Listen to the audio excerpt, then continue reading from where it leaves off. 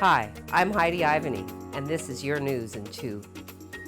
At approximately 2 a.m., Sault Fire Services were alerted to the sound of exploding tires and possible fire on the north edge of the city. As crews arrived in the 800 block of Old Goulet Bay Road, flames could be seen shooting through the roof of a structure inside the pit. Firefighters had the flames under control by around 3:30 a.m., although crews were likely to remain on the scene and operations to run into the early morning hours. There were no apparent injuries due to the fire.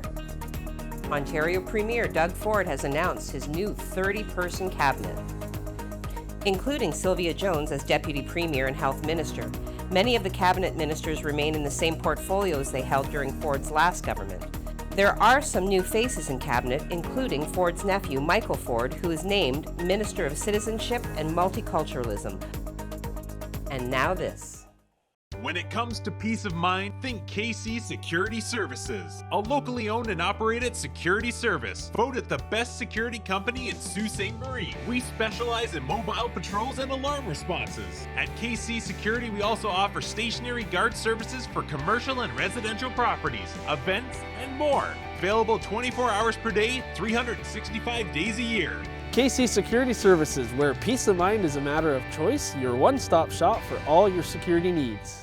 Recently, officers in the Central Support Bureau have learned people selling items online are being targeted for fraudulent activities. Victims list items online, and a potential buyer will send a check for the item for an amount far exceeding the asking price. The potential buyer will request the victim to cash the check, keep the appropriate amount of money they were asking for the sale of the item, and request the victim to give the remaining amount of money to a designated person. The check is fraudulent, and the victim loses the total amount of money. Well, that's your news in 2 minutes. For these stories and more, go to SiouxOnline.com.